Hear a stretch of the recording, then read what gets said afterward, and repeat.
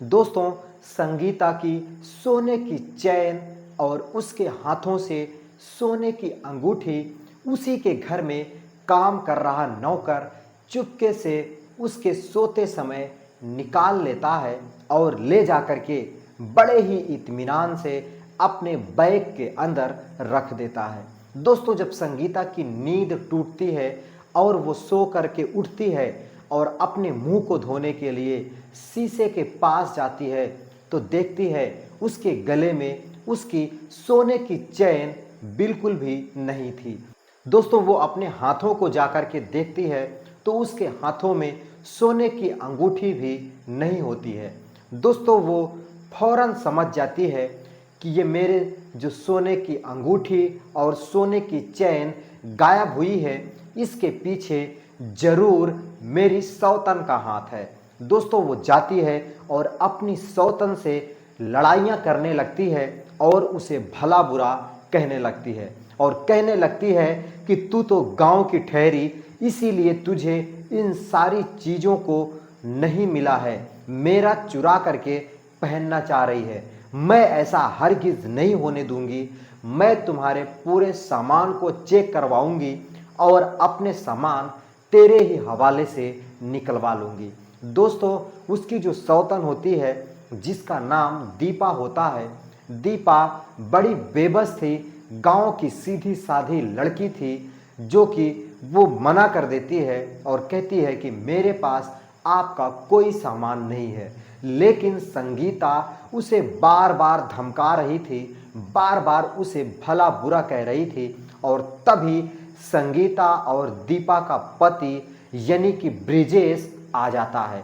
दोस्तों, जैसे ही ब्रिजेश की घर में एंट्री होती है, संगीता ब्रिजेश के ऊपर बरस पड़ती है और कहने लगती है कि तुम्हारी जो दूसरी बीबी है, तो मेरी जो सौतन है, इसने मेरे सोने की अंगूठी और सोने की चैन चुरा करके अपने पास रख ली है और अब जब मांग रही हूं तो वो कह रही है कि मैं नहीं लिया हूं। दोस्तों, इतना सुनने के बाद ब्रिजेश को भी गुस्सा आ जाता है। संगीता के कहने पर अपनी दूसरी बीवी दीपा के ऊपर वो भी बरस पड़ता है और कहता है, दीपा, तुमसे ये उम्मीद नहीं थी कि तू अपनी ही भाभी यानी कि अपनी ही बहन की अंगूठी और चैन चुरा लोगी। दोस्तों, दीपा बार बार अपने हाथ जोड़ करके संगीता और ब्रिजेश के आगे अपनी दुहाई दे रही थी कि मैंने ऐसा कुछ भी नहीं चुराया है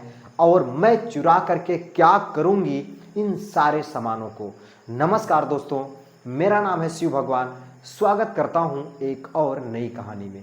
दोस्तों, दीपा और संगीता, इन दोनों में से आखिर चैन और अंगूठी किसने चुरा करके रखा था? आखिर संगीता ने ही अगर अपने गहने चुराए थे तो वो क्यों चुराई थी? क्या साबित करना चाह रही थी ब्रिजेश के सामने? और जब ब्रिजेश को ये बताती है तो ब्रिजेश संगीता की बातों में आकर के दीपा के साथ जो कुछ करने वाला है उसे देख करके आप सभी के भी रोंगटे खड़े हो जाएंगे। लेकिन उसे देखने से पहले आप लोगों से एक छोटी सी विनती, इस चैनल को सब्सक्राइब करके इस वीडियो को लाइक कर दीजिए, जिससे मेरा हौसला, मेरा काफिला बढ़ता रहे और मैं आप तक अच्छा सा अच्छा वीडियो लेकर के आता रहूं। दोस्तों, ब्रिजेश जो कि शहर में पढ़ाई कर रहा था और अपने माता पिता का इकलौता संतान था। दोस्तों, ब्रिजेश पढ़ने में बहुत अच्छा था और पढ़ते पढ़ते उसकी जॉब लग जाती है। दोस्तों, उसी शहर में जहां पे वो पढ़ाई कर रहा था, दिल्ली के अंदर, और दिल्ली के अंदर ही उसे नौकरी मिल जाती है। दोस्तों, वो अपने घर पर फ़ोन करता है।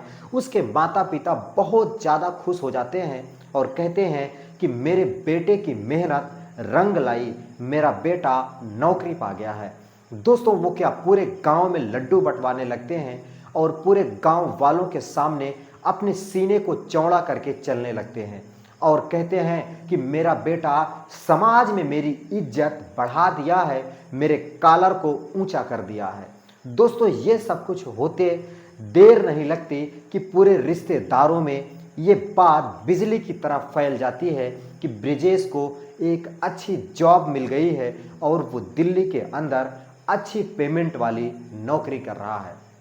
दोस्तों फिर क्या था, एक ठीक ठाक घर से ब्रिजेश के लिए रिश्ता आ जाता है। दोस्तों ब्रिजेश के लिए जब रिश्ता आता है तो ब्रिजेश के जो पापा होते हैं वो मना नहीं कर पाते और कहने लगते हैं कि ठीक है, लड़की मुझे देखनी है। और जा कर के जब लड़की देखते हैं तो लड़की बेहद ही खूबसूरत थी, बड़ी ही सुशील थी और उसके अंदर जो हमारे हिंदुस्तान का कल्चर है वो कूट कूट करके भरा था। दोस्तों ब्रिजेश के जो पापा होते हैं वो तुरंत रिश्ते के लिए हाँ कर देते हैं और रिश्ता हाँ करने के बाद घर आकर के अपनी पत्नी यानी कि ब्रिजेश की माँ से बताते हैं। दोस्तों ब्रिजेश के माता पिता दोनों उस लड़की से बेहद ही खुश थे और उस घर से, उस रिश्तेदार के व्यवहार से भी बहुत ज़्यादा खुश थे और उन्हें लग रहा था कि मेरे बेटे के लिए बहुत अच्छी बहू होगी वो जो लड़की मैंने देखा है और मेरे बेटे की ज़िंदगी, पूरी ज़िंदगी हसीन हो जाएगी इस लड़की के साथ। दोस्तों इतना ही था कि वो लोग ब्रिजेश को फ़ोन करना भूल जाते हैं और सब कुछ तय हो जाता है। दोस्तों शादी की डेट भी पड़ जाती है और पूरा काम हो जाने के बाद वो ब्रिजेश को कॉल करते हैं और कहते हैं कि ब्रिजेश बेटा, तुम्हें जब छुट्टी मिले आ जाना, क्योंकि 2 से 3 महीने के बाद तुम्हारी शादी है। दोस्तों शादी का नाम सुनते ही ब्रिजेश के पैरों तले जमीन खिसक जाती है। ब्रिजेश समझ नहीं पाता है कि आखिर बिना मेरे राय के, बिना मुझसे पूछे मेरे माता पिता मेरी शादी कैसे तय कर सकते हैं। लेकिन दोस्तों ये तो हो ही चुका था। ब्रिजेश के माता पिता ने ब्रिजेश की शादी एक बड़ी ही खूबसूरत और बड़ी ही सुशील लड़की से तय कर दिए थे।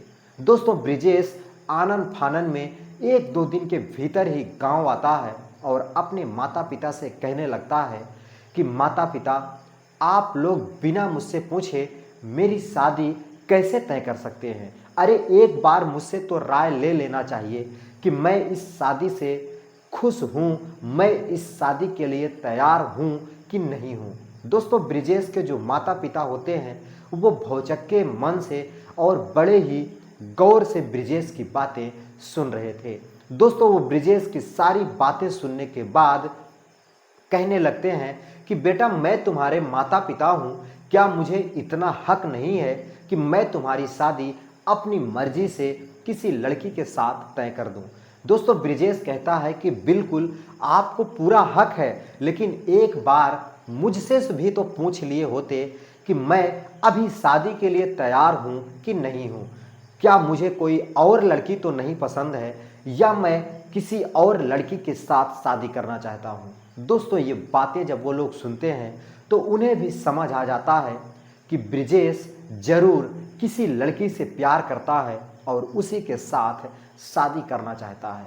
दोस्तों ब्रिजेश की माता जो ब्रिजेश के पिता को समझाने लगती हैं कि रिश्ता हम लोग मना कर देते हैं, लेकिन ब्रिजेश की जो पापा होते हैं उनकी समाज में बड़ी इज्जत थी और वो अपने समाज की इज्जत के डर के मारे वो अपने बेटे को डांटने लगते हैं और कहने लगते हैं कि बेटा, अब तो तुम्हें यह शादी करनी ही पड़ेगी, क्योंकि अगर मैंने शादी मना कर दिया तो समाज में, रिश्तेदारों में मेरी क्या अहमियत, क्या इज्जत रह जाएगी। दोस्तों उसे विवश कर दिया जाता है। ब्रिजेश बिल्कुल विवश हो जाता है शादी करने के लिए। दोस्तों ब्रिजेश जो होता है वो शादी के लिए हाँ कर देता है और आए दिन ब्रिजेश की शादी हो जाती है और ब्रिजेश की जो बीवी होती है जिसका नाम दीपा होता है। दोस्तों दीपा घर आती है और ब्रिजेश के साथ 10 दिन ही बीता था कि ब्रिजेश अपनी नौकरी के सिलसिले से दिल्ली चला जाता है। दोस्तों दिल्ली जाने के बाद किसी भी तरीके से शायद उसकी जो गर्लफ्रेंड थी, उसकी जो प्रेमिका थी जिसका नाम संगीता था, उसे ये बात पता चल जाती है कि ब्रिजेश गांव शादी करने के लिए गया था। दोस्तों वो ब्रिजेश के ऊपर बरस पड़ती है और ब्रिजेश से कहने लगती है कि तुमने मुझे धोखा दे दिया है, तुम मुझे कहीं का नहीं छोड़े हो, ब्रिजेश माफ़ी मांगने लगता है और अपने हाथ जोड़ लेता है और कहता है, मुझे माफ़ कर दो। मुझे नहीं पता था कि बिना मेरी मर्जी के मेरे माता पिता मेरी शादी किसी दूसरी लड़की के साथ गांव में ही तय कर देंगे। दोस्तों, वो लड़की ब्रिजेश की नौकरी और ब्रिजेश के प्यार में बिल्कुल अंधी हो चुकी थी और उसके पेट में ब्रिजेश का 3 महीने का बच्चा भी था। दोस्तों, वो ब्रिजेश को अपने बच्चे को बताती है कि ये हमारा बच्चा जो मेरी गोख में पड़ रहा है, इसे मैं किसका नाम दूंगी। दोस्तों, इतना सुनने के बाद ब्रिजेश के पैरों तले जमीन खिसक जाती है और ब्रिजेश बेबस हो जाता है और सोचने पर मजबूर हो जाता है कि आखिर इतनी बड़ी गलती कैसे हो सकती है। मैं गांव से शादी करके आ रहा हूं और इधर मेरी प्रेमिका के पेट में मेरा ही बच्चा पल रहा है। दोस्तों, ब्रिजेश आओ देखता है न ताओ अपनी प्रेमिका को भी वचन दे देता है कि मैं अगले हफ्ते तुम्हारे साथ शादी करने के लिए तैयार हूँ। दोस्तों, फिर क्या, अगले हफ्ते पूरे होशो हवास में पूरी तैयारियों के साथ वो संगीता के साथ एक मंदिर में शादी कर लेता है। दोस्तों, संगीता के साथ शादी करने के बाद वो दोनों रहने लगते हैं। दोस्तों, जब वो रहने लगते हैं तो इधर उसकी जो बीवी होती है जिससे उसने पहली शादी की थी, दीपा को ये खबर मिलती है कि ब्रिजेश जहाँ पे नौकरी करता है वहीं पे संगीता नाम की लड़की से शादी कर लिया है। दोस्तों, फिर क्या, दीपा फ़ोन कर करके परेशान कर देती है और ब्रिजेश से कहती है कि मुझे वहीं आना है और आपके साथ रहना है। दोस्तों, फिर क्या, ब्रिजेश वहाँ पे अपना एक फ्लैट लिया था, वहीं पे संगीता के कहने पर, संगीता की राय से वो दीपा को बुला लेता है। दोस्तों, दीपा, संगीता और ब्रिजेश और घर में एक नौकर, ये 4 लोग रहने लगते हैं। दोस्तों, ब्रिजेश अपनी ड्यूटी के लिए दिन में निकल जाया करता और शाम को आता और अपनी दोनों बीवियों से प्यार करता। लेकिन ये बात संगीता को जरा भी अच्छी नहीं लगती थी कि कोई गांव की गंवार लड़की जो आज उसकी सौतन बनके उसके घर में ही बैठी हुई है। दोस्तों, हमेशा कोई ना कोई बहाना ढूंढ रही थी दीपा उसे घर से भगाने के लिए। दोस्तों, जब उसे कोई भी बहाना नहीं मिलता है तो वो अपने नौकर रामू से कहती है कि रामू, तुम्हारी थोड़ी सी मदद चाहिए। अगर तुम मेरी मदद करने के लिए तैयार हो तो मैं बदले में तुम्हें ढेर सारे पैसे दे दूंगी। दोस्तों, रामू पैसे का लालची था। वो हाँ बोल देता है और कहता है कि बताओ मैम साहब, क्या करना है। दोस्तों, दीपा कहती है कि कुछ भी नहीं करना है, मेरे गले से मेरी चैन और मेरे हाथों से मेरी सोने की अंगूठी जब मैं सोने जाऊं तो मेरे हाथों से निकाल करके ले जाना और संगीता के बैग में रख देना। दोस्तों, वो इतना कह करके अपने कमरे में लेटने चली जाती है और रामू को बोल देती है कि रामू, टाइम देख करके जैसे ही तुम्हारे साहब आने वाले हों, बस उससे 10-15 मिनट पहले ये सब कुछ हो जाना चाहिए। दोस्तों, फिर क्या, वो जैसे ही अपने कमरे में जाती है, रामू जा करके उसके गले से, उसके हाथों से सोने की चैन और अंगूठी निकाल करके लाता है। उसके ऊपर ब्लेम डालने लगती है कि तुमने मेरी सोने की अंगूठी और सोने की चैन चुरा करके गांव जाना चाहती है, तू यहाँ से भागना चाहती है, लेकिन उससे पहले तू इन सारी चीज़ों को चुरा करके जाना चाहती है। दोस्तों, दीपा और संगीता दोनों अपनी सफाई में एक दूसरे के ऊपर बरस पड़ते हैं, लेकिन तभी उसी बीच दरवाज़ा खुलता है और ब्रिजेश की घर के अंदर एंट्री हो जाती है। दोस्तों, जैसे ही ब्रिजेश आता है, अपनी दोनों पत्नियों को एक दूसरे के ऊपर लड़ाइयाँ करते हुए, तंज कसते हुए देखता है तो वो भौचक्का रह जाता है और कहता है कि क्या बात हो गई जो तुम दोनों एक दूसरे के ऊपर लड़ रही हो, एक दूसरे के ऊपर ब्लेम डाल रही हो। दोस्तों, इतने में संगीता रोने लगती है और कहने लगती है कि देखो ना, तुम्हारी गांव की गंवार दीपा मेरी सोने की चैन और मेरे हाथों से सोने की अंगूठी चुरा करके अपने गांव लेकर के जाना चाहती है। दोस्तों, इतना सुनने के बाद ब्रिजेश कहता है कि क्या मैं सुन रहा हूँ, दीपा ये सच है? तो दीपा कहती है कि नहीं, बिल्कुल नहीं, मैंने इनका कोई भी सामान नहीं चुराई हूँ, बल्कि मैं तो अपने कमरे में आराम कर रही थी। दोस्तों इतना सुनने के बाद संगीता कहती है कि अगर ये नहीं चुराई है तो अपने बैग को लाए और मैं इसके बैग को चेक करके देखना चाहती हूँ। दोस्तों ब्रिजेश कहता है कि ठीक है, मैं अभी दीपा के बैग को मंगवा रहा हूँ। और वो आवाज़ देता है, कहता है रामू रामू तू जरा संगीता के कहने से दीपा के बैग लाओ, मुझे चेक करना है। दोस्तों रामू तो मिला ही था, वो फौरन एक बैग लाता है और ब्रिजेश के हाथों में दे देता है और कहता है ये लो साहब, ये है दीपा मैम का बैग। दोस्तों जैसे ही वो बैग उलट करके ज़मीन पे सारा सामान गिराया जाता है तो उसमें से सोने की चैन और सोने की अंगूठी निकल आती है। दोस्तों उसे उठा करके संगीता कहने लगती है कि ये देखो ना आप, इसी ने मेरे सोने की अंगूठी और सोने की चैन चुरा करके अपने बैग के अंदर डाल ली थी।